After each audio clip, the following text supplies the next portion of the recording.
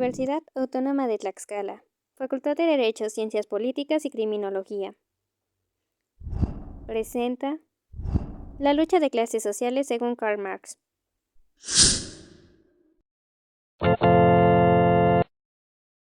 La lucha de clases sociales representa un punto importante para la explicación de las sociedades y su historia.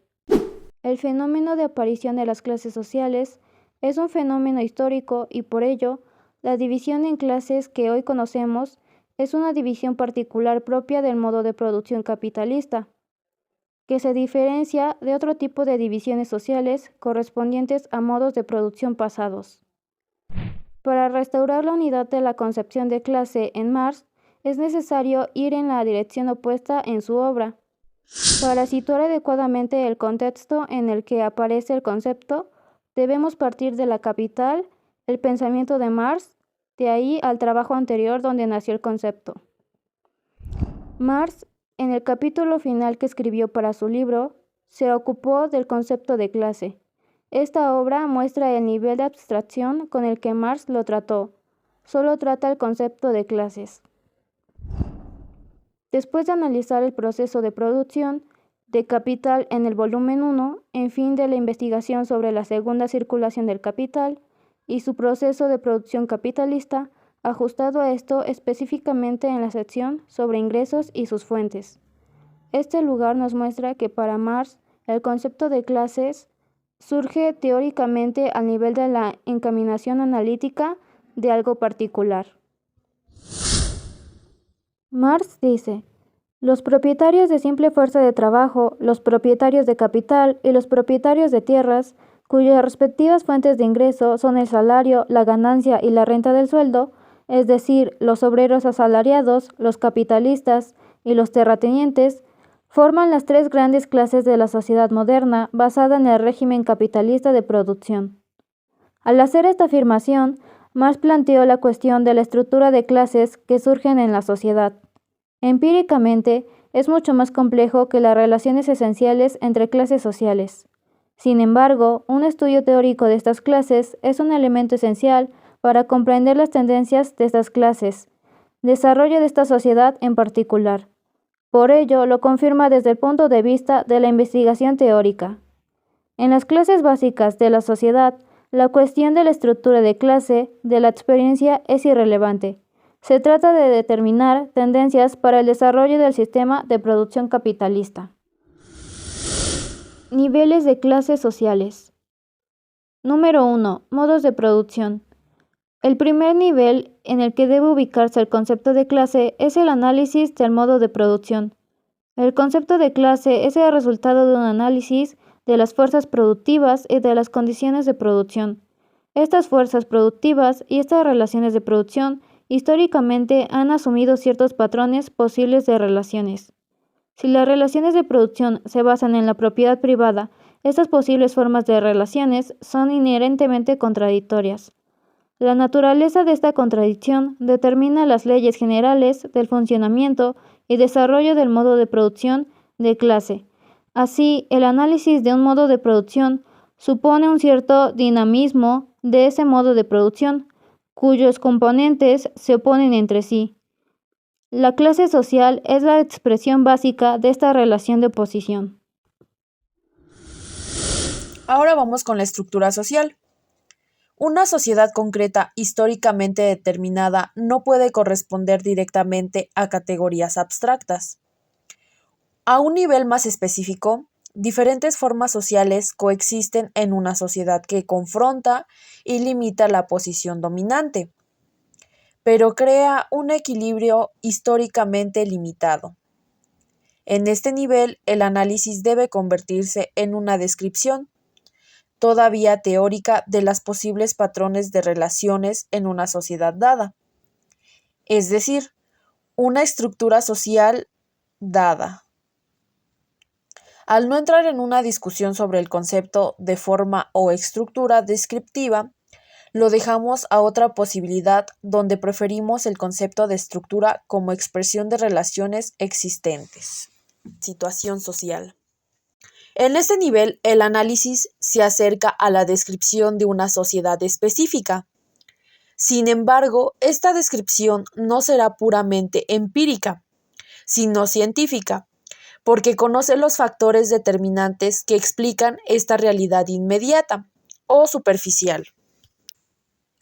Usando los tipos de herramientas teóricas anteriores, no confundimos la estructura de clase con la estratificación social, como hacen algunos sociólogos. No confundimos las élites gobernantes con las clases dominantes. No confundimos la psicología de clase con la conciencia de clase, etc. Espera un minuto. Entonces, al distinguir la estructura internamente, descubrimos una serie de fenómenos que están interrelacionados y dependen de la estructura de clase. Uno de tales fenómenos es la estratificación social, que introduce un factor jerárquico por los individuos en la sociedad, no solo de estatus de clase, sino también de ingresos, profesión, cultura, política, etc., debido a las diferencias. La coyuntura. La estructura de la clase sufrirá cambios profundos de acuerdo con el desarrollo de sus opuestos. Por ejemplo, el comportamiento y la psicología de clase se presenta de una manera muy diferente durante un ciclo de ascenso del capitalismo que durante una crisis o situación revolucionaria. En situaciones de crisis, la psicología y la conciencia de clase tienden a funcionarse en una sola realidad, es decir, las condiciones de su existencia se presentan más claramente a las personas reales. Otra situación es la de los momentos de ascensión o equilibrio, cuando la psicología y la conciencia de clase tienden a separarse y las formas directas de los fenómenos tienden a oscurecerse sus verdaderos modos de ser. En el Capital, Marx registra tres clases fundamentales de la formación social. En el capitalista aparecen los obreros, asalariados, los capitalistas y los terratenientes. Como hemos visto, la determinación de cada una de ellas se da con base en la articulación interna de la sociedad burguesa: capital, trabajo asalariado y propiedad territorial. A lo largo de esta obra se expone dicha articulación, con lo cual se responden las preguntas: ¿qué es lo que convierte a los obreros asalariados, a los capitalistas y a los terratenientes en factores de las tres grandes clases sociales? ¿Qué es una clase? La formulación de tales preguntas apoya la interpretación que hemos desarrollado sobre la aparente contradicción en la concepción de las clases sociales de Marx. Como hemos visto, creo que las clases sociales han aparecido mucho desde hace tiempo y la lucha de clases ha estado inminentemente presente por la gran discriminación, la falta de derechos y la falta de apoyo hacia ellos. En relación con la distinción entre las clases principales y secundarias de la sociedad moderna que Marx lleva a cabo en sus obras, es preciso hacer algunos señalamientos. Generalmente afirmamos que el esquema marxista de las clases empleado es dicotómico, lo cual significa que se reconocen dos clases fundamentales en el régimen de producción capitalista. Podemos ver que varios autores han utilizado o dan sus vistas, como lo es George Lukács. Postulan que su visión que dice que la burguesía y el proletariado son las únicas clases puras de la sociedad burguesa. Esto es, que en ellas son las únicas cuya existencia y cuyo desarrollo se basan exclusivamente en el desarrollo del proceso de producción del modelo. El esquema dicotómico también es postulado por medio de antimonios o contraposiciones.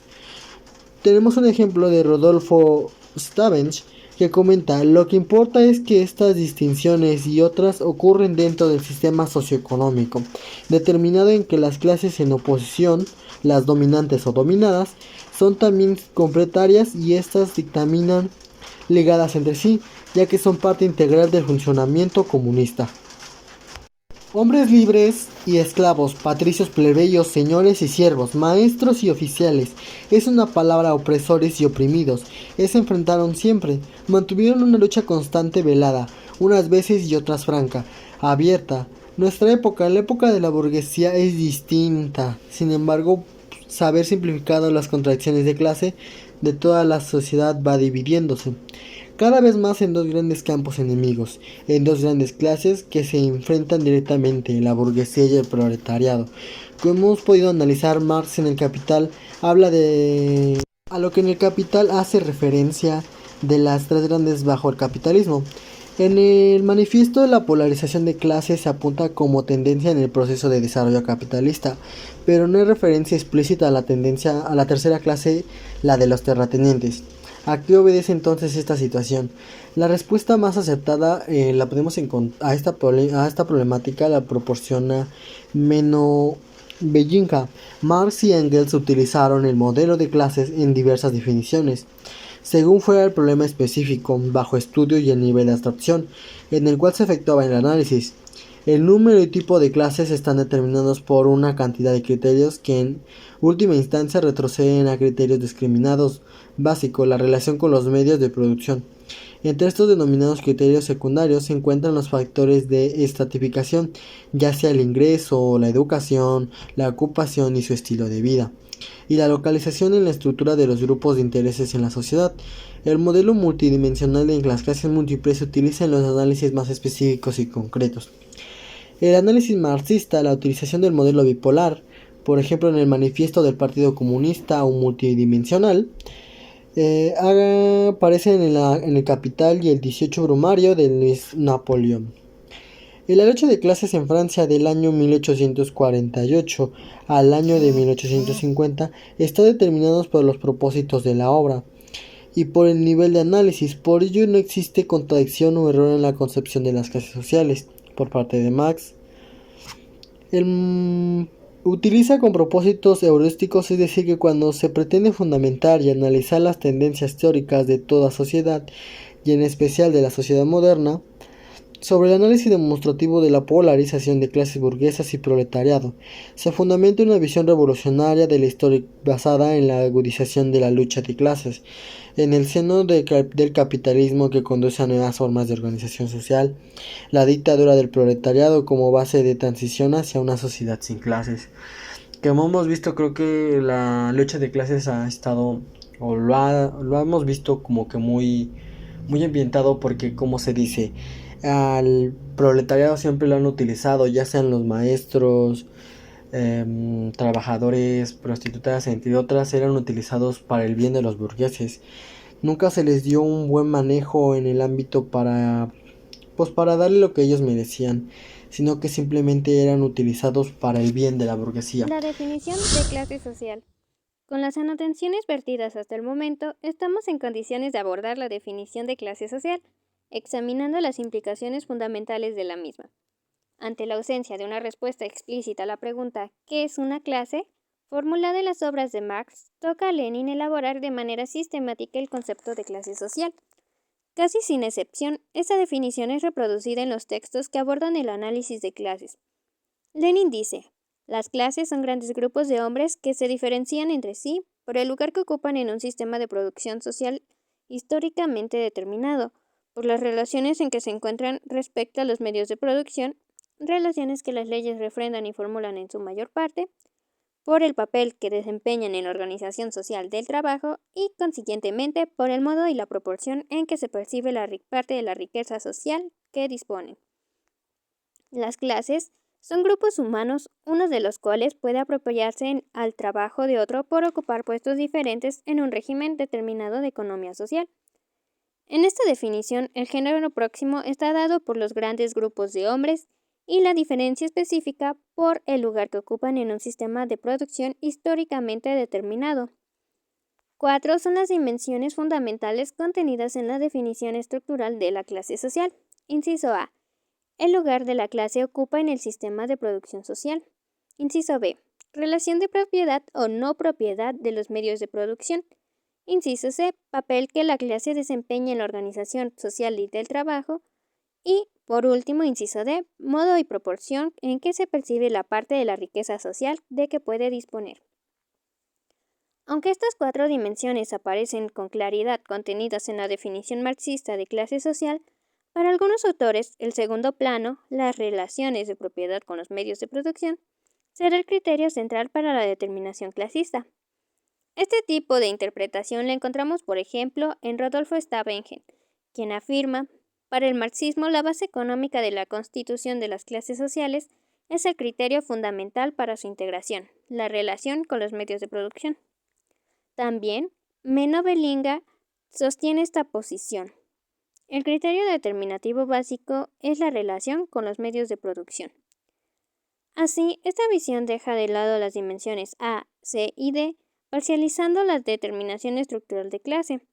Aquí se equiparían burguesía y pequeña burguesía tradicional, reduciéndose su diferenciación al tamaño-cantidad de la propiedad, con la cual el problema, lejos de resolverse, se agrava. Lo cierto es que todavía no existe un acuerdo claro sobre aquellos elementos que son primarios en la definición de una clase social. Lo importante de tal reconocimiento estriba en que se pone el acento de la necesidad de seguir investigando y enriqueciendo la teoría sobre las clases sociales. En lo que sí parece existir consenso al anterior de la teoría marxista es sobre una visión integracionista, es decir, el reconocimiento de la coexistencia de dos grandes planos que conlleva sobre el estudio sobre las clases sociales, el plano económico y el plano ideológico-político. El primero está dado por la situación material, el plano de la formación económica de las clases que anteriormente analizaba. A esta dimensión del análisis también se le denomina posición objetiva, condición de clase, situación de clase o clase en sí. El segundo plano hace referencia al aspecto subjetivo de las clases. También recibe el nombre de posición política, posición de clase o clase para sí. Generalmente, estos dos planos son presentados como momentos en el proceso de desarrollo histórico de las clases, en el camino hacia la transformación revolucionaria de la sociedad moderna. La clase en sí representa la situación de clase de los grupos o individuos en un régimen social dado. Es objetiva porque es independiente de la voluntad y de la conciencia de los individuos. La situación de clase determina sus intereses de clases, los que a su vez resultan objetivos. La clase para sí es aquella que tiene conciencia de sus intereses objetivos de clase, de su papel histórico en el desarrollo de la sociedad. Esta conciencia se denomina conciencia de clase y constituye la dimensión o elemento subjetivo de la clase social. El paso de una situación a otra se realiza por medio de un proceso de toma de conciencia, proceso ideológico que politiza a las clases y las conduce a su organización, a la lucha política por la transformación de su situación de clase. Generalmente, esta lucha se da a través del partido político. Sobre esta segunda dimensión del análisis se han suscitado múltiples debates dada la naturaleza subjetiva de la temática. Más aún, la problemática se torna compleja, pues la toma de conciencia no es un producto de un reflejo lineal y mecánico de la situación objetiva de clase. La posición política de las clases no coincide necesariamente con la situación material. Sin duda, estos son solo algunos de los problemas que implica el estudio de la dimensión subjetiva de las clases. Aquí es donde las divergencias teóricas se presentan con mayor frecuencia. Por lo mismo, resulta necesaria la profundización del análisis de ese plano subjetivo, que no puede ser considerado como un reflejo pasivo de la situación material que guardan las clases. Marx, de manera indirecta, como en todos los estudios cuyo eje vertebrador son las clases sociales y las luchas, trató el tema de la toma de conciencia, la transformación de clase para sí, en aquellas obras que tenían por objeto el análisis histórico de casos concretos. En términos de una teoría general, abandonó su preferencia a partir de 1847, quedando para el pensamiento marxista posterior la tarea de abocarse a ello. Tarea en la que muchas veces no se ha logrado avanzar significativamente, sobre todo porque la visión economicista de la sociedad sigue conservando la hegemonía dentro del pensamiento crítico contemporáneo. Este predominio, afortunadamente, comienza a ceder terreno y ello es condición primera para avanzar en el conocimiento, interpretación y superación de los grandes problemas de la sociedad moderna, y en la cual los que hacen referencia a las clases sociales siguen teniendo un lugar de primer orden. En este apartado he tratado de reflexionar acerca de aquellos elementos considerados fundamentales para comprender el enfoque marxista de las clases sociales. Sin duda se habrán omitido señalamientos importantes para otro tipo de investigaciones. Aún así, al avanzar en el análisis de clase media, la exposición referida se verá enriquecida necesariamente.